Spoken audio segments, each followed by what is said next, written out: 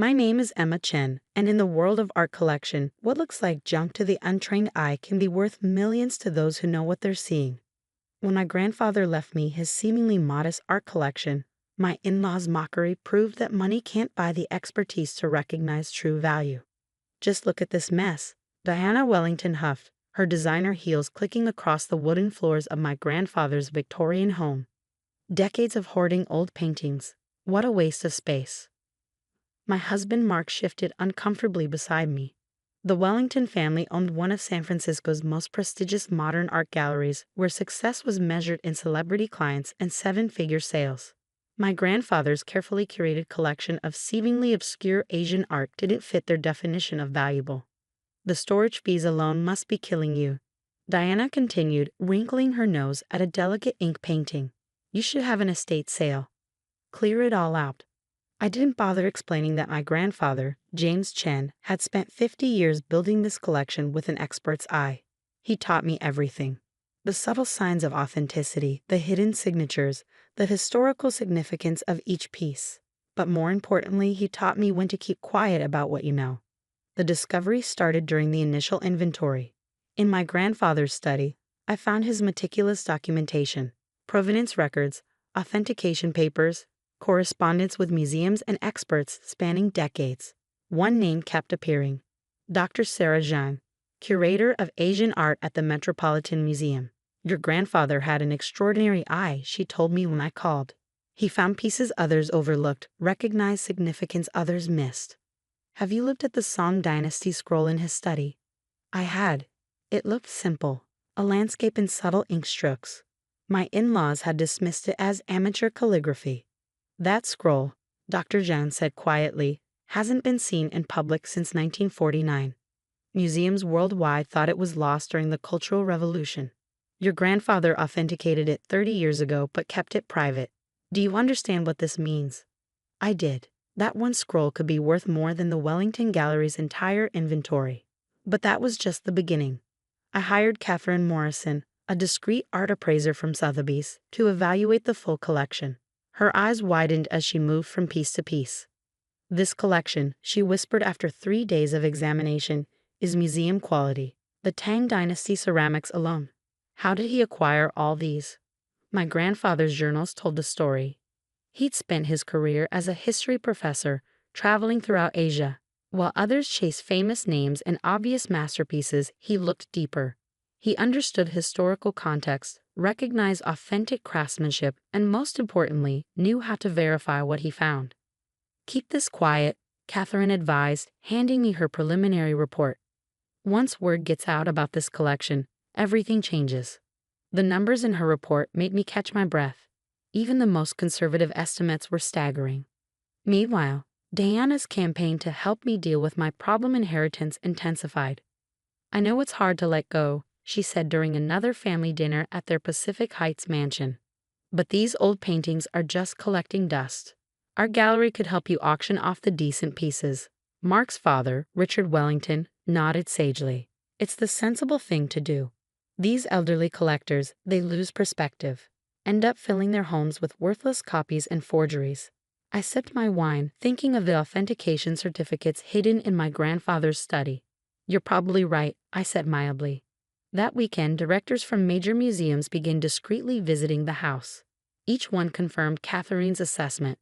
The collection was extraordinary, museum-worthy pieces that had been quietly preserved while the art world thought them lost. Your grandfather was brilliant, the British Museum's expert told me. He didn't just collect art, he saved pieces of history that might have otherwise disappeared forever. Mark found me in the study that evening, surrounded by my grandfather's documentation. Why didn't you tell them, he asked softly, about the true value? I looked at the amateur landscape scroll, thinking of its remarkable journey through history. My grandfather used to say that true value isn't in the price tag, it's in understanding what you're looking at, I replied. Your family sees old paintings. I see centuries of history, art that survived wars and revolutions, pieces that museums have been searching for decades. And my mother sees a chance to prove she knows better than everyone else. Mark added with a hint of sadness. I nodded, checking my phone. Another message from Catherine at Sotheby's. Everything was in place for next week's announcement. Your mother's going to learn something interesting about art valuation, I said, and about making assumptions about other people's collections. Mark studied my face. In our 5 years of marriage, he'd never seen me quite like this. What exactly did my wife inherit? He asked slowly. I thought about the papers from Sotheby's, the museum authentication certificates, the carefully documented provenance of each piece. History, I said simply. And next week, everyone's going to understand exactly what that's worth. Diana's words echoed in my mind. Not even worth the storage fees. If she only knew what was really stored in these quiet rooms and what was about to happen when the art world found out. The revelation began at Sotheby's New York headquarters, where the art world's elite gathered for what they thought was a routine Asian art preview. Diana and Richard Wellington had front row seats, there to support me in selling off my grandfather's modest collection. At least Sotheby's agreed to look at it, Diana whispered loudly to her friends. Though they're probably being polite. Her voice trailed off as Catherine Morrison took the podium. Behind her, screens lit up with images that made the audience gasp. Ladies and gentlemen, Catherine began, we are privileged today to announce the discovery of what may be the most significant private collection of Asian art to emerge in the past 50 years. The James Chen Collection. The first piece displayed was the amateur landscape scroll, the one Diana had suggested selling at a yard sale. This Song Dynasty masterpiece, Catherine continued, was believed lost during the Cultural Revolution. Its discovery alone rewrites our understanding of 12th century Chinese art. Current market value estimate, $8 million. Diana's champagne glass froze halfway to her lips. But that was just the beginning. Over the next hour, Catherine unveiled the true scope of my grandfather's collection. The Tang Dynasty ceramics, each worth millions. The rare Japanese screens that museums had been searching for decades. The collection of Ming Dynasty paintings that filled crucial gaps in art historical records. The total collection, Catherine announced, has been conservatively valued at $120 million. But its historical significance is truly priceless. The room erupted in chaos. Museum directors were already approaching with acquisition offers. Collectors were trying to schedule private viewings. Diana sat frozen, her face a mask of shock and dawning comprehension. Then came the announcement that changed everything. Miss Chen has decided, Catherine continued, to establish the James Chen Institute for Asian Art Preservation. Rather than selling the collection, she will be partnering with major museums to create a revolutionary new model of private public art conservation. I took the podium, feeling my grandfather's presence in every word. This collection represents more than monetary value, I said. It represents 50 years of preserving art that others overlooked, pieces of history that might have been lost forever. The Institute will continue that mission. The Metropolitan Museum's director was the first to pledge support. Others quickly followed. By evening, the art world was buzzing with news of not just the collection's value, but its historical importance. Diana cornered me at the reception. You knew, she accused. All this time, while we were telling you to have a yard sale. I knew what my grandfather taught me, I replied calmly. That true expertise isn't about price tags or prestigious galleries. It's about understanding the story behind each piece, recognizing value that others miss. Mark found me later, his eyes shining with pride and something else, understanding. This is why you were so quiet, he said. Why you let Mom go on about storage fees and yard sales. I nodded. Sometimes the best way to honor knowledge is to wait for the right moment to share it.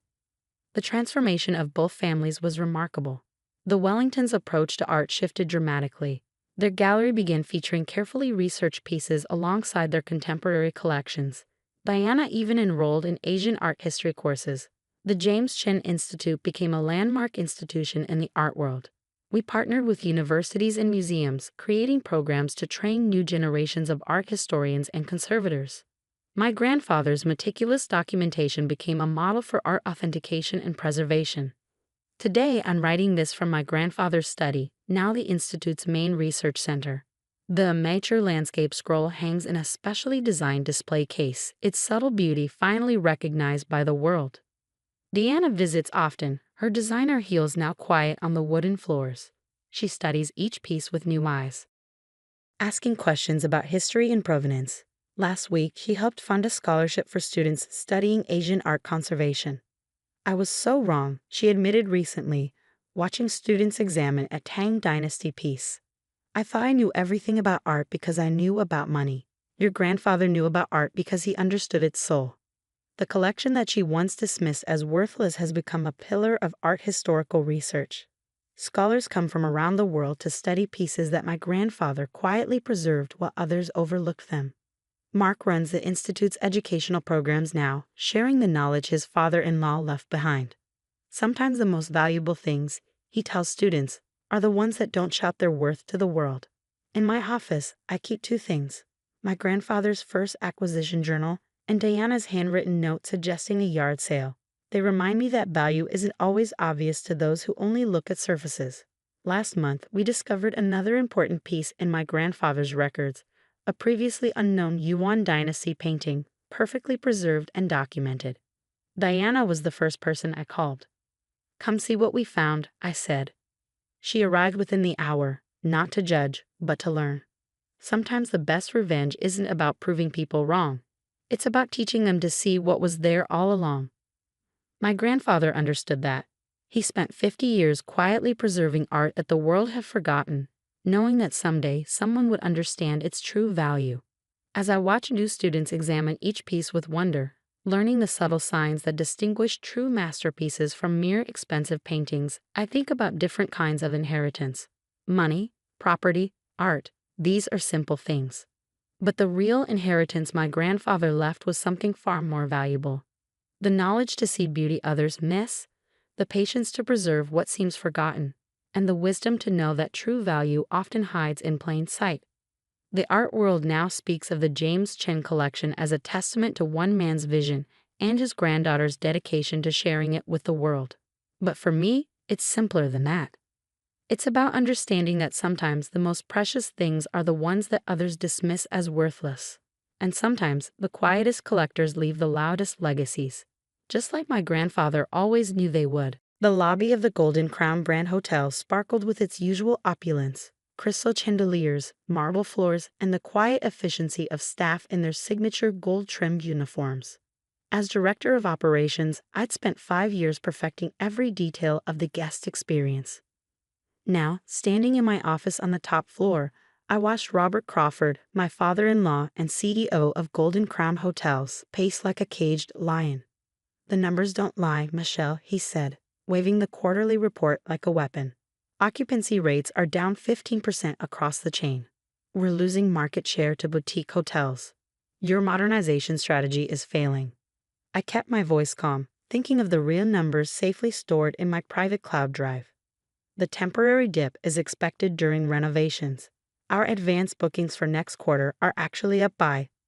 Enough. Robert slammed the report onto my desk. His perfectly tailored suit couldn't hide the tension in his shoulders. "The board meeting is tomorrow. I expect you to take responsibility for this disaster." After he stormed out, I sat down heavily in my chair, remembering the day 5 years ago when I joined Golden Crown Hotels. I'd been a rising star in the hospitality industry, known for turning struggling properties into luxury destinations. Robert had pursued me aggressively, not just for the company, but as a match for his son David. The marriage had come first, then the job offer. "Join us," Robert had said. "Help make Golden Crown Hotels a true luxury empire."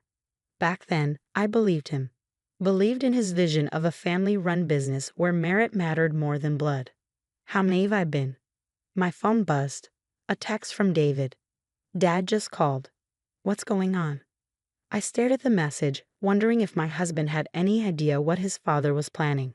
David worked in the company's legal department, deliberately kept separate from operations by Robert's Division of Responsibilities policy. "Meeting tomorrow will be interesting," I texted back. "Make sure you're there." Opening my laptop, I pulled up the real financial reports. The ones showing how my modernization strategy had actually saved Golden Crown Hotels millions in operating costs. Robert had been cooking the books, manipulating numbers to make my initiatives look like failures. What he didn't know was that I discovered his scheme months ago. The evidence was damning: falsified occupancy rates, hidden profits, mysterious transfers to offshore accounts. Classic fraud, executed with just enough sophistication to fool a casual audit. But I hadn't been casual. I'd been very, very thorough. A knock at my door interrupted my thoughts. Alice Chen, my assistant and closest ally in the company, entered with a stack of files. "The documents you requested," she said quietly, closing the door. "And it's happening. Robert just called an emergency board meeting for 9 a.m. tomorrow." I nodded, unsurprised. "Earlier than expected, but we're ready. Is everything in place?" Alice smiled, a rare expression on her usually serious face. "Sunrise Hospitality Group's representatives will be waiting in the conference room down the hall. The timing will be perfect." Sunrise Hospitality Group. The name still brought a smile to my face. 3 years ago, when I'd first suspected Robert was undermining me, I created the company as a shell corporation. Using my personal savings and some careful investments, I'd slowly begun acquiring Golden Crown Hotel's stock through various subsidiaries. "And the auditors?" I asked. "On standby. They've reviewed all the documentation you provided. The forensic accounting report is complete." I stood up and walked to the window, looking out over the city where I'd built my career. The sun was setting, casting long shadows between the skyscrapers. By this time tomorrow, everything would change. "Michelle," Alice said hesitantly, "are you sure about this? Once we start." "Robert made his choice," I replied. "He chose to betray not just me, but everything this company stands for. The fraud, the manipulation, the offshore accounts, it all stops tomorrow." Later that evening, as I packed up my office, just in case things didn't go as planned, David called. "Dad's on the warpath," he said without preamble. "He's telling everyone you've mismanaged the company into the ground. What's really going on?" I thought about our 5 years of marriage, about the man who stood by me even when his father's criticisms became increasingly harsh. David was a good person, trapped between loyalty to his father and his sense of right and wrong. "Come home early tonight," I said. "There's something you need to see before tomorrow's meeting." In our apartment's home office, I showed David everything. The real financial reports, the evidence of his father's fraud, the documentation of how my modernization strategy had actually improved the company's position. His face grew increasingly pale as he read through the files. "Dad, he did all this? But why?" "Control," I said simply. He never really wanted innovation or change. He wanted someone to blame when his old-school methods stopped working. A scapegoat. David ran his hands through his hair, a gesture so like his father's it made my heart ache. "What are you going to do?" I showed him one final document, proof of Sunrise Hospitality Group's ownership structure. His eyes widened as he realized what he was seeing. "Yuan, but how?" "Carefully," I said. "Very carefully. The question is, David, what are you going to do tomorrow when everything comes out?" He was quiet for a long time, staring at the evidence of his father's crimes. Finally he looked up, his jaw set in a way I'd never seen before. "The right thing," he said. "I'm going to do the right thing." That night, as we lay in bed, David whispered, "I'm sorry. About Dad, about all of it." I squeezed his hand in the darkness. "Tomorrow isn't about revenge," I told him. "It's about setting things right. Your father built this company on a good foundation. He just lost his way. And now? Now we rebuild. The right way." Morning came too quickly and not quickly enough. I dressed carefully in my best suit, Chanel, bought with my first bonus as a hotel manager. In my briefcase were copies of all the documents that would expose Robert's fraud and reveal the true ownership of Golden Crown Hotels. As our car pulled up to the hotel, David reached over and squeezed my hand. "Ready?" I thought about the long path that had led to this moment, the late nights, the careful planning, the quiet accumulation of power, while Robert thought he was destroying my career. "Ready," I said, stepping out into the morning sun. The Golden Crown Grand Hotel rose before us, its windows gleaming like a promise. Time to show everyone who really wore the crown. The Golden Crown Hotel's main conference room was already full when I arrived. Board members in expensive suits clustered around the massive mahogany table, whispering among themselves. Robert stood at the head of the table, radiating confident authority in his tailored charcoal suit. "Ah, Michelle," he said, his smile razor-sharp. "So glad you could join us for your last board meeting." I took my usual seat, noting the security guards positioned by the doors. Robert had planned quite a show. From the corner of my eye, I saw Alice slip quietly into the room, nodding almost imperceptibly. Everything was in place. Now then, Robert began, addressing the board. We're here today to address the catastrophic mismanagement of our operations under Michelle Crawford's direction. The numbers, as you can see. Actually, I interrupted, standing up. Before we continue, I have some interesting numbers of my own to share. Robert's face darkened. You're out of order. Security, please escort Mrs. Crawford from the premises. I wouldn't do that, David said, speaking up from his place near the door. Not until everyone sees what's in these files. He began distributing folders to each board member. What is this? Robert demanded, but I could see the first flicker of fear in his eyes. I clicked a button on my laptop, and the room's screens came to life. This, Robert, is the truth. The real financial reports for Golden Crown Hotels over the past 3 years. Not the doctored versions you've been showing the board. The room erupted in murmurs as board members began flipping through the documents. Robert's face had gone pale. These reports show that my modernization strategy actually increased our profit margins by 23%. I continued. They also show systematic fraud, with millions diverted to offshore accounts under your control. This is absurd, Robert sputtered. You can't prove. Actually, she can, a new voice said. Martin Reynolds, head of the forensic accounting team I'd hired, walked in with his own stack of documents. We've traced every transaction. The evidence is quite thorough. Robert's composure finally cracked. You ungrateful little. I gave you everything. This company, a career, my son. You gave me nothing, I cut in sharply. I earned my position. I built my career. And as for your son, I glanced at David, who nodded encouragingly. He chose to stand for what's right. It doesn't matter, Robert sneered, regaining some confidence. The board won't act on these ridiculous accusations. I still control this company. About that, I smiled, nodding to Alice. She opened the conference room's side door, admitting a group of serious-looking executives. Allow me to introduce the representatives of Sunrise Hospitality Group, which now owns 51% of Golden Crown Hotels shares. The blood drained from Robert's face. Impossible. Those shares aren't for sale to outsiders. They were very much for sale, I corrected him, through various subsidiaries and on the open market. Would you like to know who owns Sunrise Hospitality Group, Robert? Before he could respond, I projected the ownership documents onto the screens. There was my name, clear as day, as the majority owner of the company that now controlled Golden Crown Hotels. You see, I continued, addressing the stunned board members. While Robert was busy manipulating numbers and undermining my position, I was quietly building something of my own. Every bonus I earned, every investment I made, went into acquiring shares through Sunrise Hospitality. It took 3 years, but finally. You planned this, Robert whispered. All of it. No, Robert, you planned this. I just made sure I was ready when you finally showed your true colors. The next hour was a blur of legal proceedings and board votes. Robert was removed as CEO pending a full investigation into the fraud allegations. The security guards he'd brought to escort me out instead escorted him from the building. As the board members filed out, many stopping to shake my hand or offer congratulations, David approached me slowly. Dad's never going to forgive this, he said quietly. I touched his arm gently. Are you okay? He was quiet for a moment, then squared his shoulders. Yes, because you did the right thing.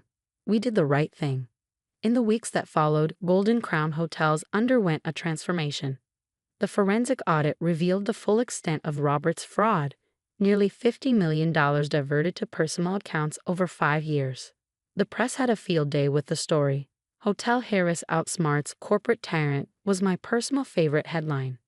But the real work was just beginning. I implemented the modernization strategy properly without Robert's sabotage. We renovated aging properties, updated our technology, and reinvested in our staff. Within 6 months, our occupancy rates hit record highs. Margaret, my mother-in-law, surprised everyone by reaching out to me privately.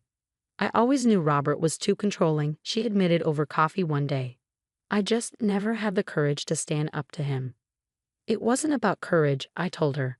It was about doing what's right for the company and its people. Robert faced criminal charges for the fraud, eventually accepting a plea deal that kept him out of prison but banned him from any corporate leadership positions.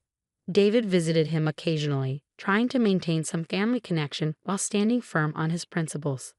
1 year after the takeover, I stood in my old office, now my CEO office, looking out over the city. The Golden Crown Grand Hotel still sparkled below, but now it was just one jewel in a truly modern luxury hotel chain. Alice knocked and entered, carrying our latest financial reports. "Record profits again," she said, smiling. "The board is thrilled. And the employee profit-sharing program?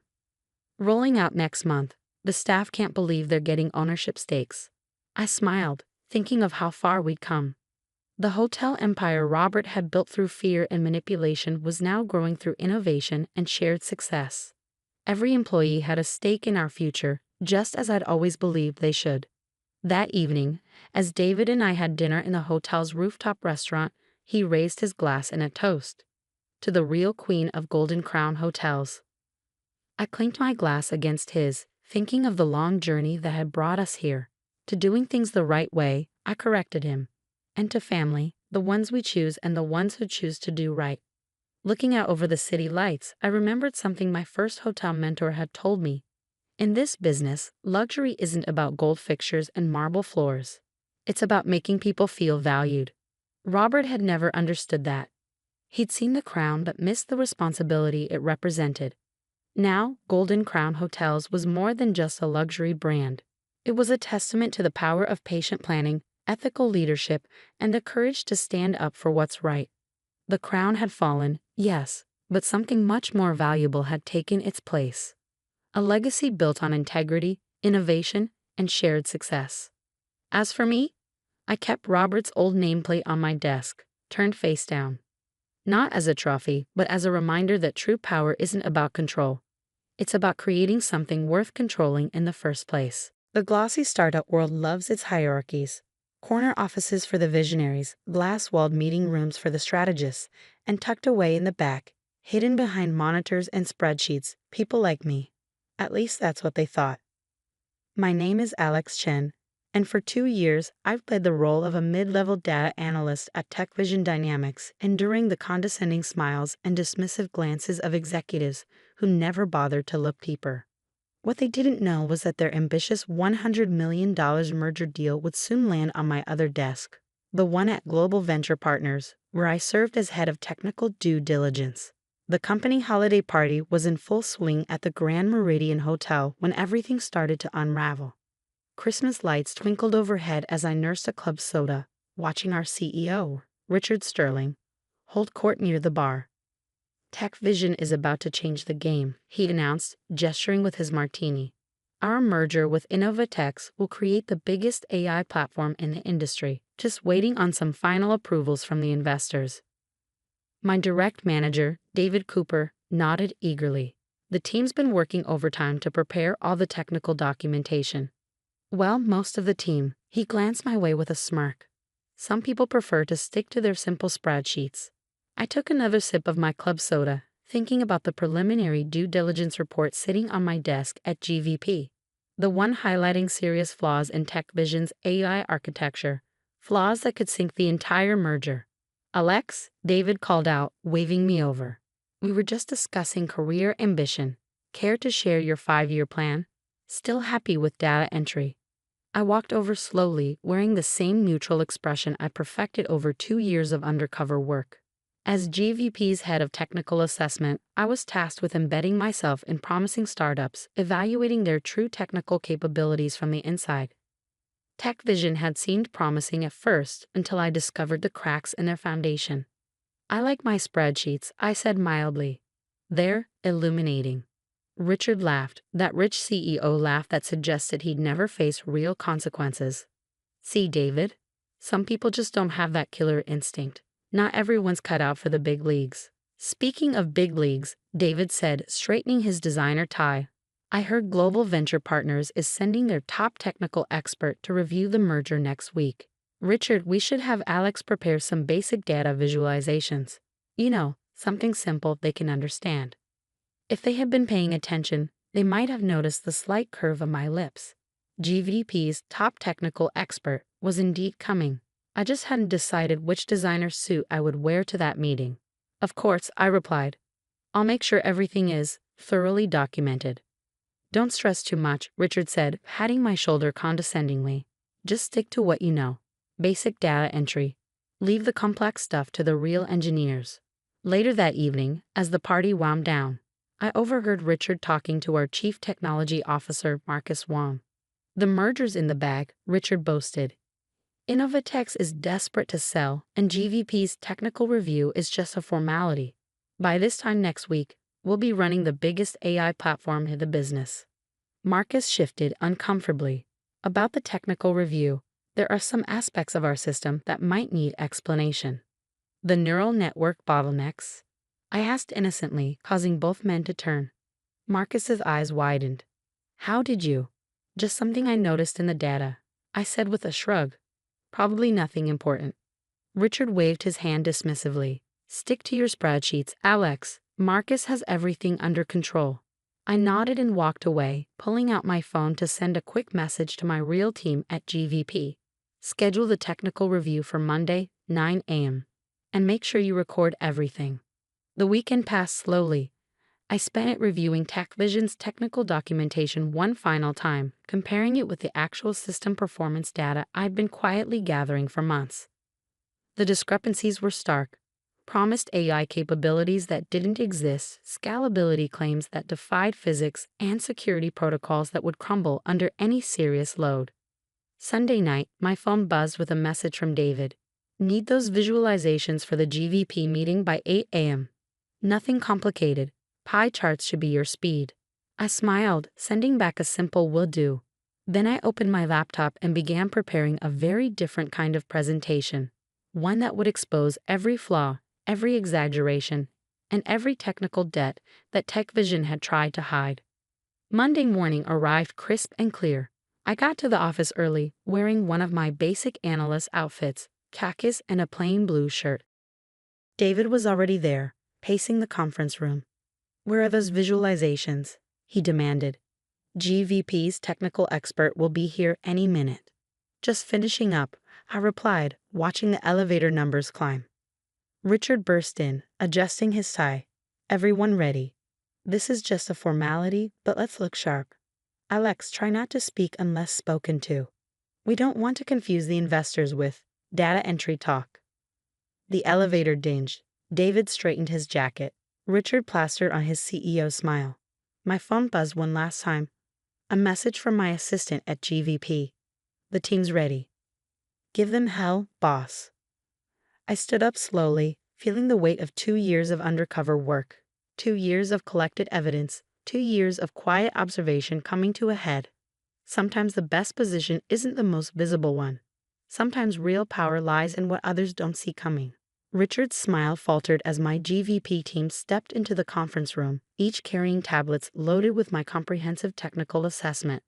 In a few minutes, they would all learn what it really means to underestimate the quiet one in the room.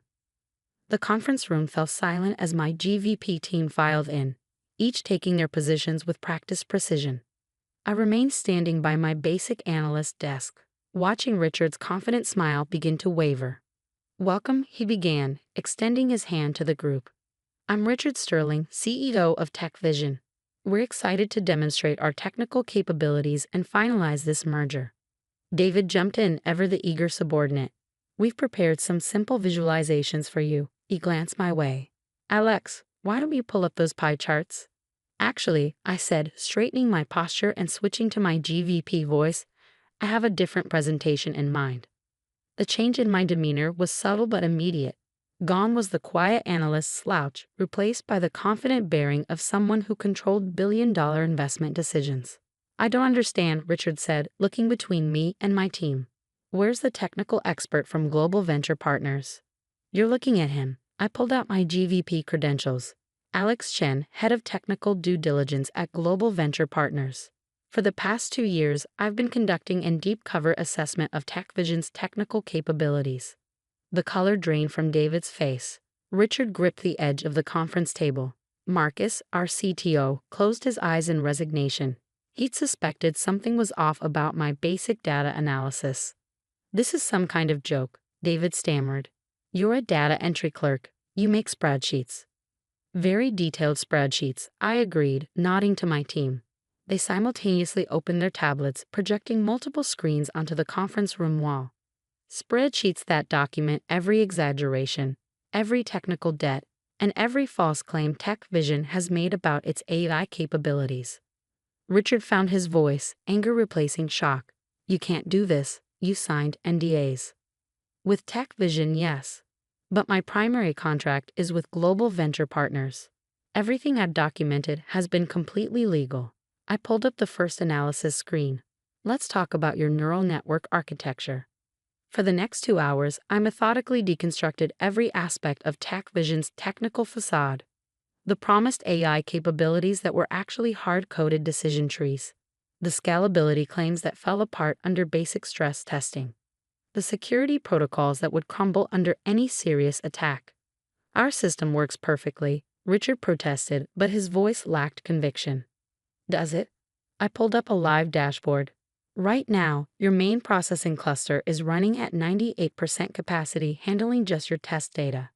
The moment you try to merge with InnovatX's user base, the entire system will collapse."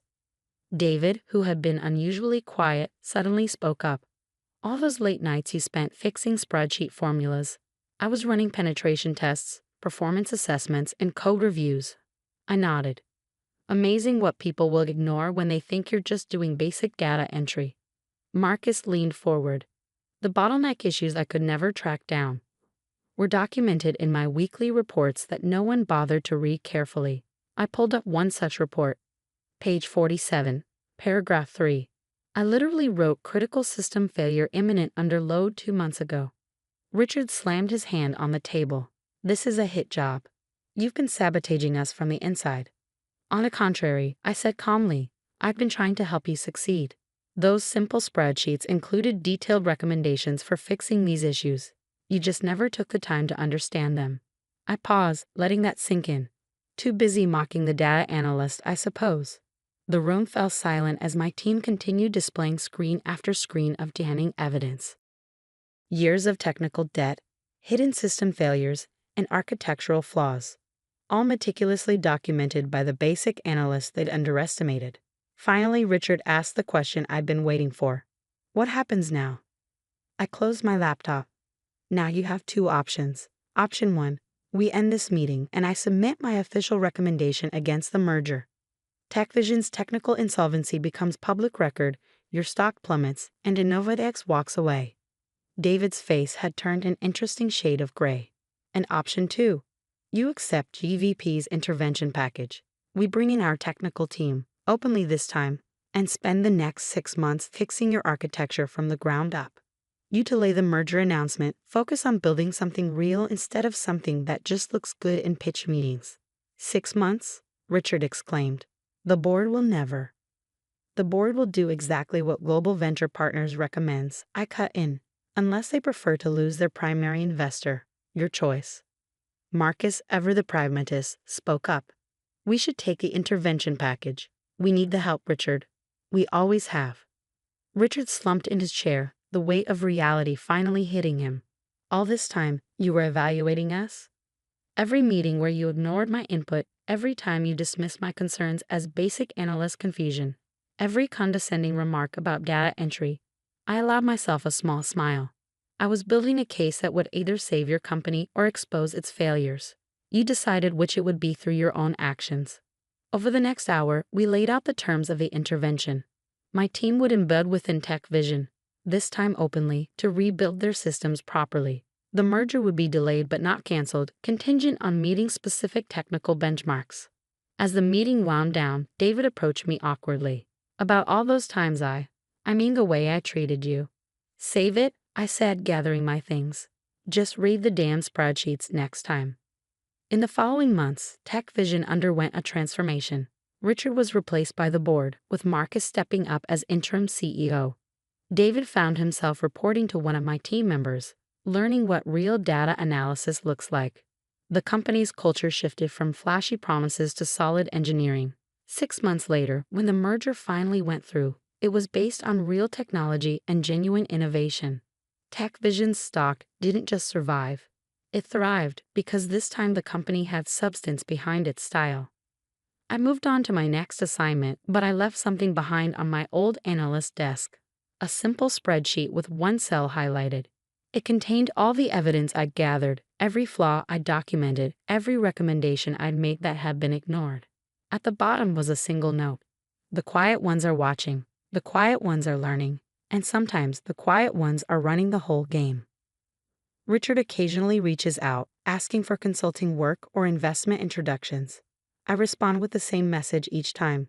Sorry, I'm busy with my spreadsheets. The tech world quickly forgot about TechVision's delayed merger, chalking it up to typical startup growing pains. But in certain boardrooms, when executives start dismissing the quiet ones in the back of the room, someone inevitably asks, "Remember that analyst at TechVision?" As for me, I moved on to my next assignment, embedding as a junior QA tester at another promising startup. My desk is in the back corner, behind a wall of monitors. The CEO here also has a corner office and a dismissive attitude toward technical staff. I smile and nod during meetings, taking detailed notes, building another meticulous case. After all, sometimes the best way to evaluate a company's character is to watch how they treat the people they think don't matter.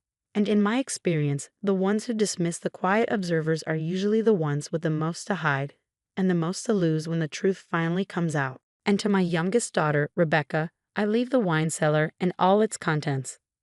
The lawyer's words hung in the air of my parents' study as my older siblings, Amanda and Peter, exchanged smirks. They'd already divided up the real prizes, the mansion, the investment accounts, the vacation homes, and Dad's successful import business. "At least you got something," Amanda said with fake sympathy. "Though I'm not sure those dusty old bottles are worth the storage fees." I said nothing, remembering my last conversation with Dad 3 weeks before he passed.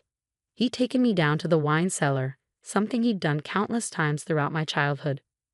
While my siblings had dismissed his wine collecting as an old man's hobby, I'd spent hours with him learning about vintages, regions, and proper storage. "Promise me something, Becca," he'd said, his hand resting on a seemingly ordinary rack of bottles. "Promise you'll never sell the collection, not even one bottle." "I promise, Dad," I'd replied, puzzled by his intensity. "But why?" "Just remember," he'd interrupted, his eyes twinkling with that familiar spark of mischief. "Sometimes the most valuable things are hidden in plain sight."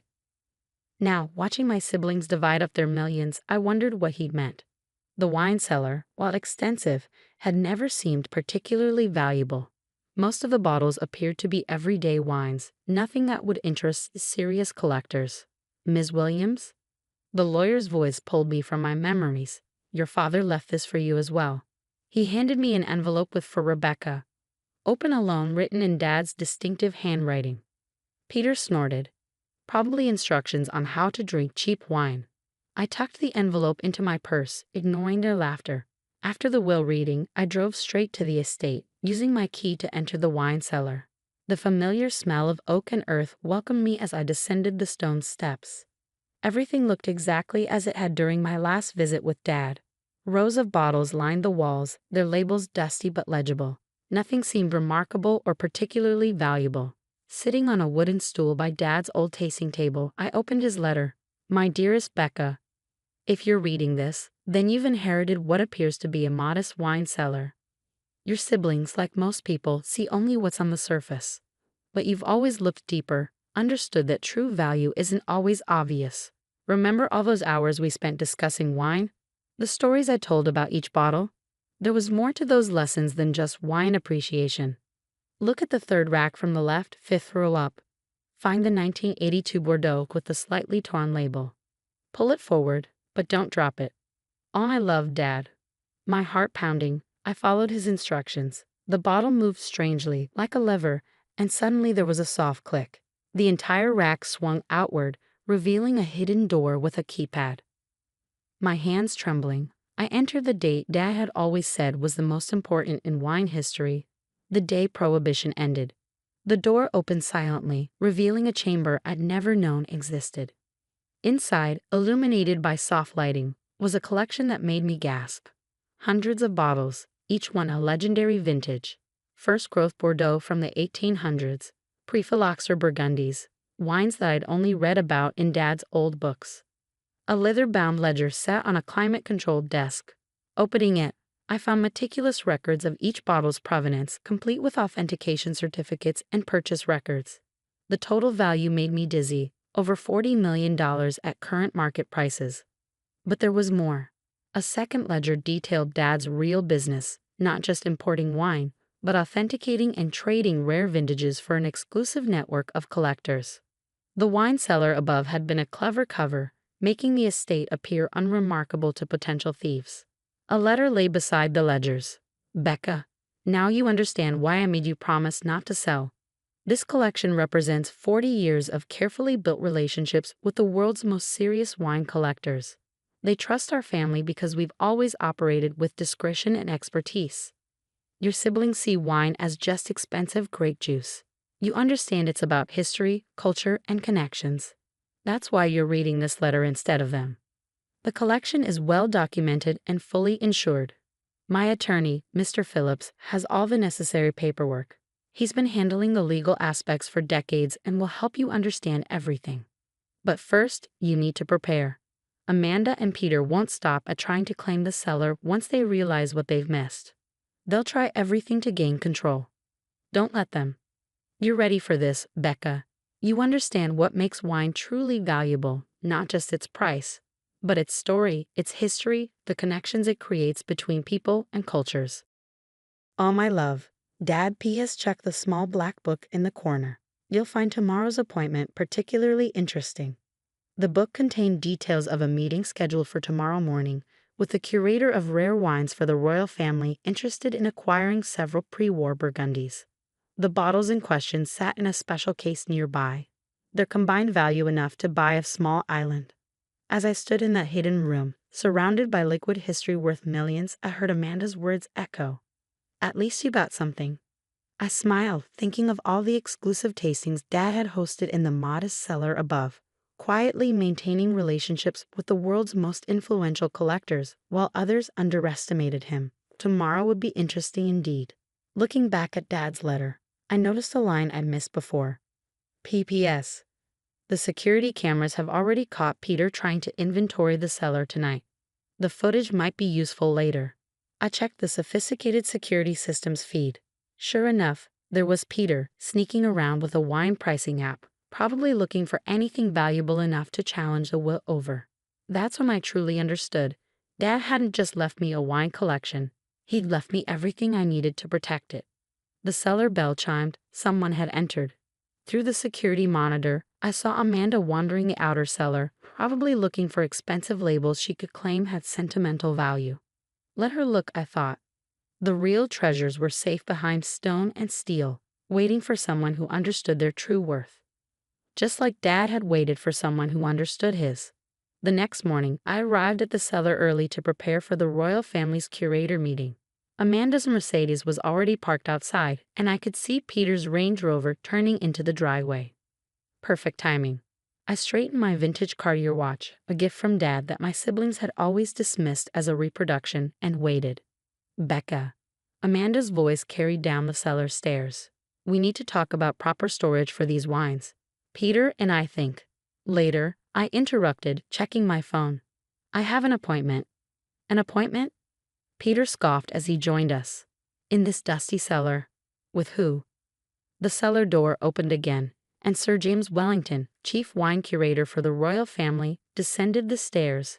His assistant followed, carrying specialized cases for transporting rare wines. Ms. Williams? Sir James extended his hand. Your father spoke highly of you. He said you inherited his palate for fine vintages. I led them to the tasting room, the public one, leaving my siblings staring open-mouthed. This needs to be a family discussion, Amanda called after me. Later, I repeated, I have business to conduct. In the tasting room, I used the hidden elevator system I discovered last night to bring up the pre-war Burgundies from the vault. Dad had thought of everything, creating a way to access the collection without revealing its location. Magnificent, Sir James breathed, examining the bottles. The provenance documentation. I provided the comprehensive records Dad had maintained. As you can see, the chain of ownership is unbroken since they left the vineyard in 1939. After an hour of examination and discussion, Sir James made his decision. The royal household would acquire the Burgundies for £2.8 million, maintaining the same discretion that had characterized their 30-year relationship with my father. When I emerged from the tasting room, my siblings were still there, trying to look casual while obviously burning with curiosity. "What was that about?" Amanda demanded. "Just business," I replied. "The kind Dad taught me while you were both too busy to learn about cheap bottles." "Now look here," Peter stepped forward, his face reddening. "This is ridiculous. We had that cellar assessed." "You had the public cellar assessed," I corrected him, "the part Dad wanted you to see." That stopped him short. "What are you talking about?" "Why don't we discuss it over dinner? Bring your lawyers. You'll need them after your failed inventory attempt last night." Peter went pale. Amanda's perfectly maintained facade cracked. "You're bluffing," she whispered. I pulled out my phone and played the security footage. Dad believed in good security. He also believed in keeping evidence. They left quickly after that, already on their phones with their lawyers, but I knew this was just the beginning. Over the next few weeks, I discovered the true scope of Dad's wine empire. The cellar was just one node in a network of relationships he'd built across the global wine trade. His reputation for authenticity and discretion had made him the go-to dealer for legitimate collectors worldwide.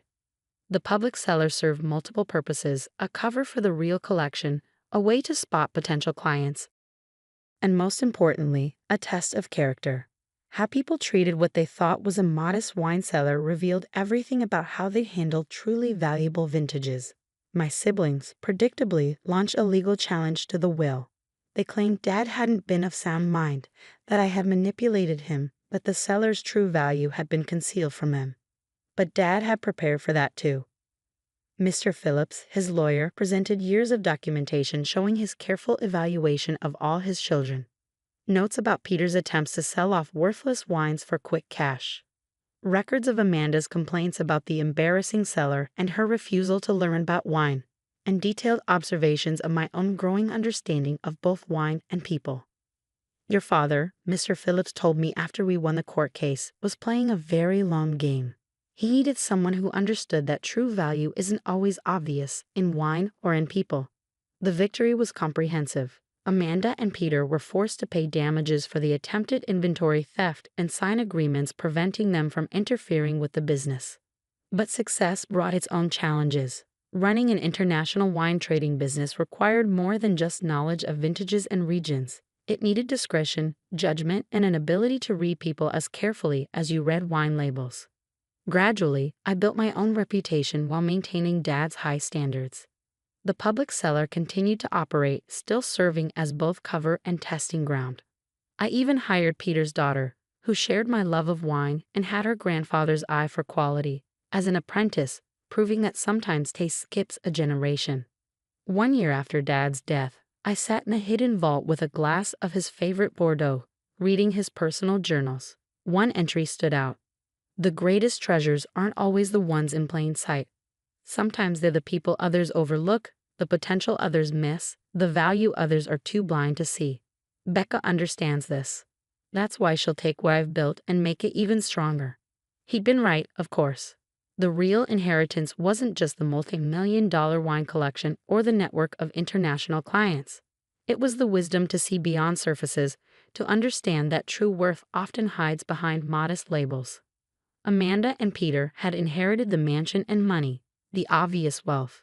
But I had inherited something far more valuable. A legacy built on understanding, patience, and the ability to recognize treasure in unexpected places. 2 years later, at a private tasting for select clients, Amanda approached me with an unusual request. Would you teach me about wine?" "Really teach me? I think I finally understand what Dad was trying to show us all those years." I smiled, remembering all her past comments about cheap bottles. "I'd be happy to," I said. After all, someone needs to explain that real value isn't always what it appears to be. Looking around the cellar that night, after everyone had gone, I touched the bottle that concealed the vault's entrance. Dad's voice seemed to echo in the silence. Sometimes the most valuable things are hidden in plain sight. How right he'd been. The real treasure wasn't just the wines in the vault. It was in the lessons he taught me, the wisdom he'd shared, and the understanding that true value, whether in wine or in people, often lies beneath the surface, waiting for someone patient enough to discover it. Just like Dad had seen the potential in me when everyone else saw just another girl who liked to drink wine with her father. And that, I realized, was the greatest inheritance of all. The worst part about being underestimated isn't the disrespect.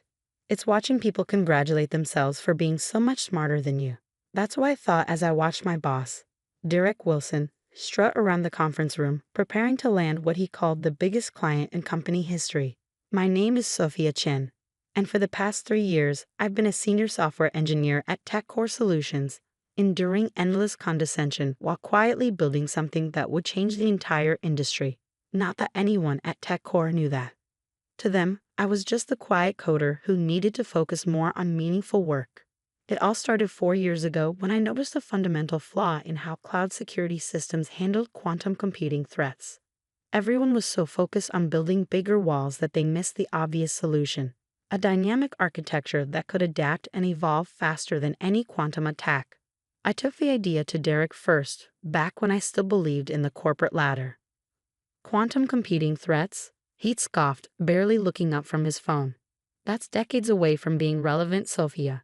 Focus on the projects that actually make us money. So I did, during office hours, but every night, every weekend, every vacation day, I worked on my solution. I called it Quantum Shield, and it became my obsession. I sold my condo, moved into a tiny apartment, and invested everything I had into development.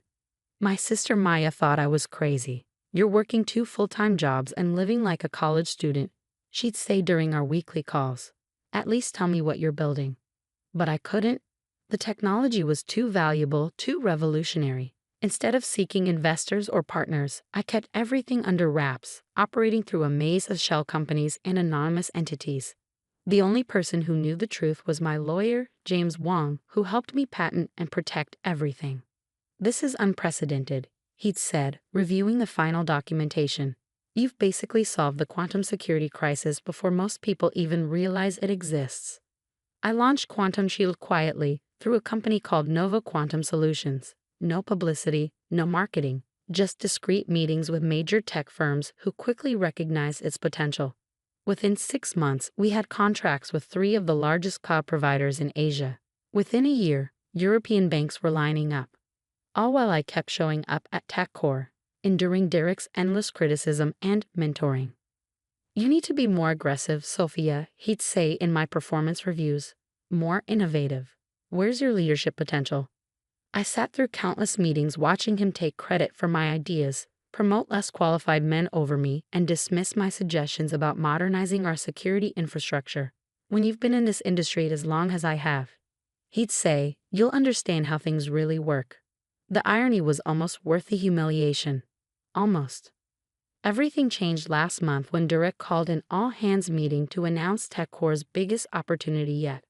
"We've been chosen to implement security infrastructure for Global Tech's new quantum computing initiative," he'd announced proudly. "This is a $100 million contract, people. This will put us on the map." My heart stopped. Global Tech was one of the world's leading quantum computing companies. They were also in final negotiations to license Quantum Shield technology. In fact, I had a meeting with their CTO scheduled for next week. As the CEO of Nova Quantum Solutions, Derek continued, oblivious to my internal panic. "This is why we need to focus on real innovations, not pet projects." He looked directly at me. "Some of you waste time on theoretical threats instead of practical solutions. That ends now. Everyone needs to be focused on preparing for the Global Tech contract." After the meeting, he cornered me in my cubicle. "I need you to cancel your vacation next week. The Global Tech team is coming for preliminary discussions, and despite your limitations, you're still our best coder." "I can't," I said. "It's already booked.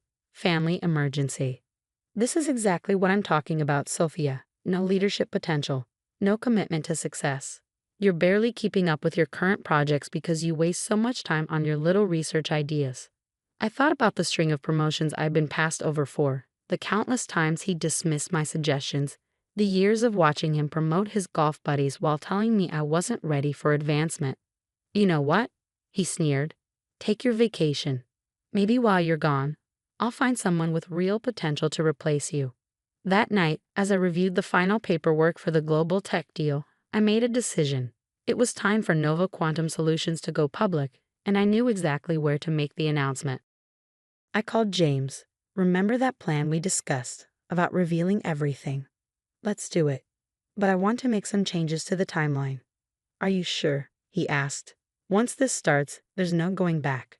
I thought about Derek's smirk, about all the other directs in tech who created their little empires of arrogance and mediocrity. "I'm sure. But first, I need you to help me set up a few things. Starting with buying enough shares of TechCore to make the next board meeting interesting."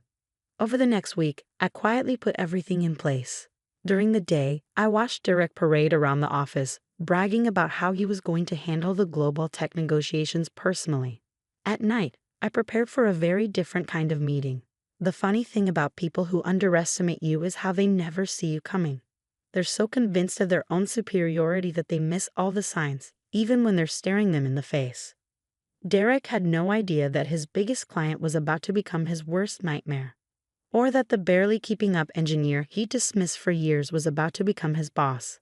The morning of the global tech meeting, TechCore's largest conference room was packed. Derek had invited every department head, eager to show off his leadership. He even called me back early from my vacation, insisting I needed to be there to answer technical questions. If he only knew. "Remember," he announced to the team, "let me handle the high-level discussions. You're here to support my presentation and answer specific technical questions when asked."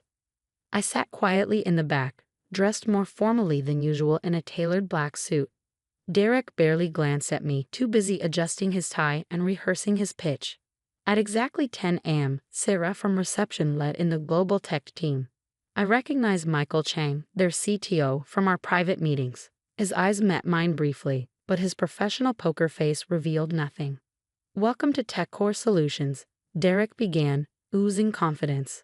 "We're excited to show you how our team can implement security for your quantum computing initiative." Michael smiled politely. "Before we begin, we're actually waiting for one more person. The CEO of Nova Quantum Solutions will be joining us. After all, since you'll be implementing their technology, they should be part of this discussion." Derek's smile faltered slightly. "Nova Quantum? I thought we were developing a custom solution." "Oh no," Michael replied. "We've already licensed Nova's quantum shield technology. It's revolutionary, years ahead of anything else in the market. Your team will be implementing their security protocols." The door opened again. Every head turned, expecting to see some Silicon Valley type in an expensive suit. Instead, I stood up from my seat in the back. "Sorry for the confusion," I said calmly. "I'm already here." The silence was absolute. Derek's face went through a fascinating series of expressions: confusion, disbelief, dawning horror.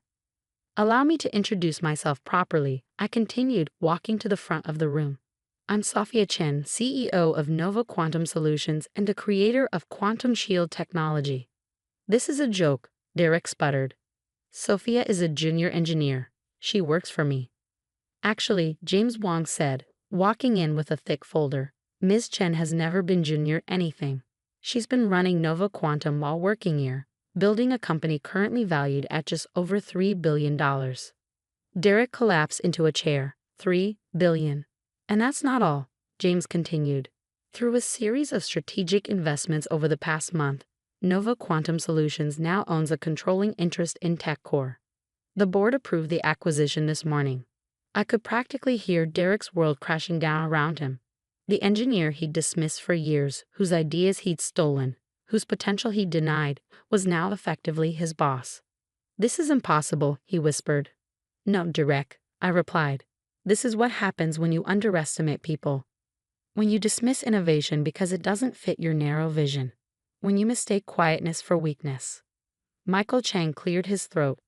"Perhaps we should focus on the technology integration. Ms. Chen, would you like to walk us through how Quantum Shield will work with our quantum computing systems?" For the next 2 hours, I laid out the technical specifications that would revolutionize quantum security. The TechCore team listened in stunned silence as I explained concepts they'd never imagined. solutions to problems they didn't even know existed. Derek sat there, growing smaller by the minute, as his team realized just how much he'd held them back. After the global tech team left, I called an emergency company meeting. The entire staff crowded into the main hall, buzzing with questions and speculation. Changes are coming to TechCore, I announced. First, we're doubling our R&D budget. Every engineer will have dedicated time for innovation and research. No more dismissing ideas because they seem too theoretical. The energy in the room shifted from uncertainty to excitement. Second, we're implementing a true meritocracy. No more promotions based on golf games or happy hours. Your work and ideas will speak for themselves. I saw several women in the audience exchange meaningful looks. And finally, I turned to Derek, still shell-shocked in the front row. We're restructuring upper management. Derek, you can either stay as a regular engineer, focusing on the practical solutions you love so much, or accept a generous severance package. Your choice. He chose the severance package. The transformation of TechCore happened faster than anyone expected. Within 6 months, we doubled our client base and filed more patents than in the previous 5 years combined. The toxic culture Derek had cultivated was replaced by one of innovation and collaboration. Remember Sarah from reception? Turns out she had a master's in cybersecurity but couldn't get past the boys' club hiring practices. She now heads our threat assessment division. The quiet coder in the corner, he's revolutionizing our AI protocols. Every day, I discover talent that was just waiting for a chance to shine. Last week, I found a young engineer working late on what she called a silly idea about quantum encryption. I sat with her for 2 hours, asking questions, offering suggestions. The look of surprise and hope on her face when I approved immediate funding for her project. It reminded me of myself 4 years ago. As for Nova Quantum Solutions, we went public last month. The stock price tripled on the first day. Maya called to apologize for ever doubting my crazy plan. I sent her a gift, a framed copy of my first rejected proposal to Derek, with his dismissive comments still scrawled in the margins. She hung it in her office as inspiration for her own startup. Derek? I heard he's consulting now, though no major tech firms will touch him. His reputation for missing the quantum security revolution, for failing to recognize world-changing technology under his own roof, has become a cautionary tale in Silicon Valley. I kept his old nameplate, now displayed in Nova's museum alongside other artifacts from our journey. Under it is a quote, "Focus on real work." It reminds every visitor that innovation doesn't always come from the loudest voice in the room. The merged Nova TechCore campus is everything I dreamed of building. Our quantum security solutions protect everything from national infrastructure to private communications. But I'm most proud of our innovation lab, where engineers are free to pursue their theoretical ideas without judgment. The lab's motto: question everything, especially authority. These days, when I interview potential employees, I always ask about their useless side projects. Those are usually the ones that change the world. I still have my old cubicle nameplate too. Sometimes, late at night, when I'm working in my office, Derek's old office, I look at it and remember the quiet engineer who needed to focus on real work. Turns out she was focused on exactly the right things all along. She just needed the right moment to prove it.